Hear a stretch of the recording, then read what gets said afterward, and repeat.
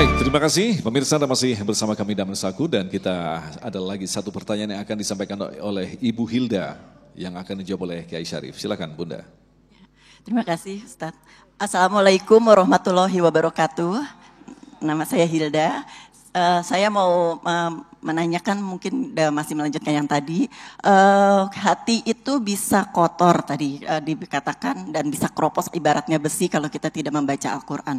Berarti kalau misalnya kita itu suka ngantuk, suka males atau itu berarti itu akibat dosa yang kita jalankan sehari-hari ini ya Ustadz ya. Kalau misalnya itu apa kira-kira ayat yang bisa membuat kita tuh terus semangat untuk selalu bersama Al-Quran. Itu aja. Baik, terima kasih. Tapi memang benar Kiai, justru ngantuk itu pada saat kita memulai membaca Al-Quran. Ini kayaknya banyak jin yang harus diruyah ini kayaknya. Silakan Kiai. Ya itu manusiawi ya Ibu, terjadi pada siapa saja. Tetapi kita juga harus melihat sebuah kenyataan ketika mengapa seorang ibu tidak pernah lelah saat dia menggendong bayinya. Ketika suami menggendong 2 jam lelah, tapi seorang ibu tidak pernah lelah. Kita tanya, apa yang menyebabkan seorang ibu kuat? Kalau seorang suami menggendong bayi itu dengan tenaga, tetapi seorang ibu menggendong bayinya dengan cinta. Karena cinta tidak cepat melahirkan lelah. Cinta tidak pernah dia menjadi orang yang mudah untuk berputus asa. Sama seperti seorang ibu yang di tengah malam terjaga, padahal udah waktunya tidur, tapi karena demi menjaga anak yang sedang sakit, mata itu akan tetap kuat terbuka karena ada sang kekasih buah hati. Nah, jadi ini menjadi jawaban ketika ada yang mengatakan ini adalah Utsman bin Affan. Ketika engkau ingin mengetahui kebersihan hati, kualitas bersihnya hati seseorang, lihatlah bagaimana mereka memperlakukan Al-Quran.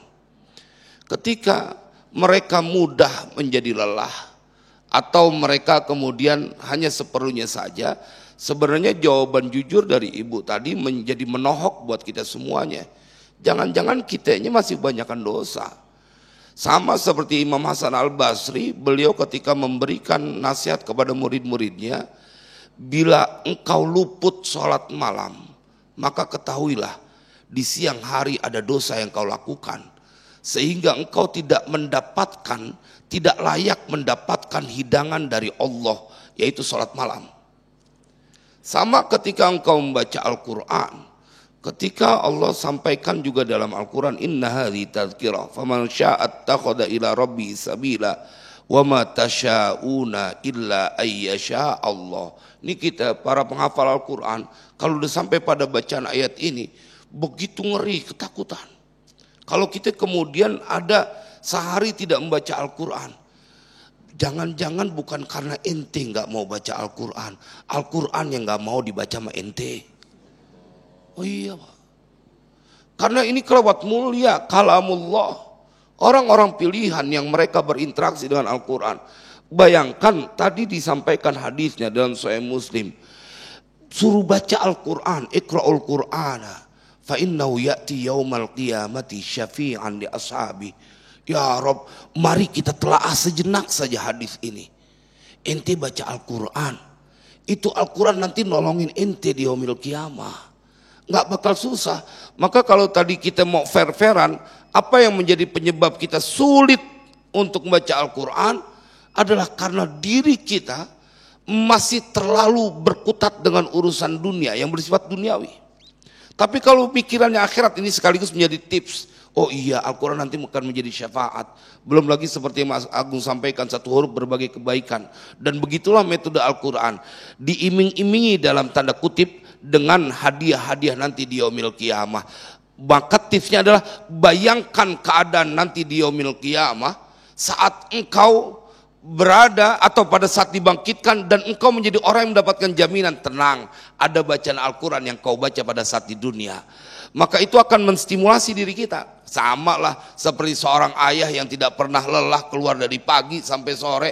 Karena apa? Karena di akhir bulan akan dapat gaji. Untuk siapa? Untuk istri dan anak-anaknya. Lelah mereka tidak pernah pikirkan karena mereka membayangkan tentang hadiah yang akan mereka dapatkan. Begitupun dengan Al-Quran. Masya Allah, terima kasih Kiai dan guru-guru yang kita cintai yang telah memberikan ilmu dan sekaligus nasihat yang sangat luar biasa sekali. Di akhir nanti kita akan dengarkan kesimpulan dari masing-masing guru dan sekaligus kita akan berdoa bersama. Apalagi doa orang yang berpuasa, insya Allah diijabah oleh Allah, di mana kita dipilih sebagai orang-orang yang dimudahkan untuk terus berinteraksi dengan Al-Quran. Jangan biarkan diri kita malas, apalagi ketika kita membaca merasa mengantuk. Jangan-jangan seperti tadi, memang Al-Quran tidak mau kita baca. Na'udzubillahi min dzalik. Semoga kita termasuk orang yang dirahmati Allah, tentunya di bulan yang suci ini. Tetaplah bersama kami, Damai Indonesiaku.